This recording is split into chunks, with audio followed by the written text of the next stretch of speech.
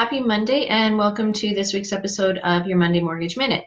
Today I wanted to talk to you about the stress test. So as some of you may or may not know, back in 2016, the government put new processes in place with regards to qualifying for mortgages.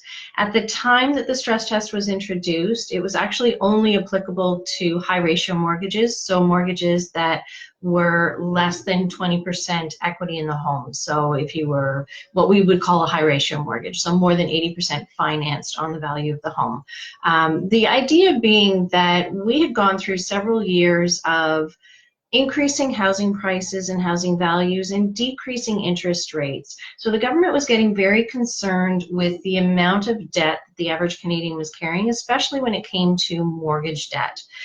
So the idea behind the stress test was that even if you were paying a 5-year rate of 3.34, which was about the average rate back in 2016, the government wanted you to be able to qualify as if you were making payments based on an interest rate of 5.34. So there's about a 2% spread at that point in time.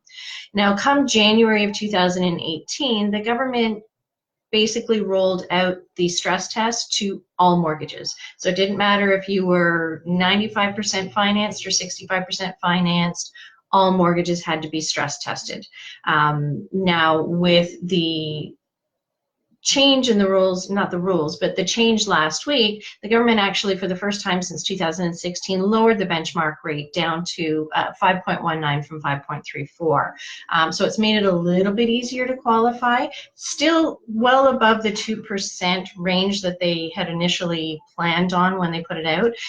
But the idea being that the higher qualification rate helps to ensure that should interest rates go up, when your mortgage comes up for renewal, if interest rates have increased significantly, especially like 2-3%, that you're still in a position where you can make the payments comfortably. So for example, on a $300,000 mortgage, under the stress test rules, you'd have to qualify as if you were making monthly payments of about $800 a month.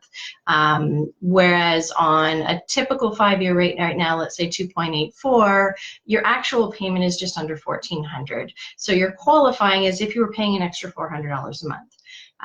Hope that helped clear up the stress test. If you have any other questions or want to know more about the stress test or anything else to do with mortgages, love to talk to you. My name is Brenda Saint-Amand. I am with Mortgage Sense here in Barrie. Hope you're having a great Monday and enjoying your summer, and we'll talk to you soon. Thanks.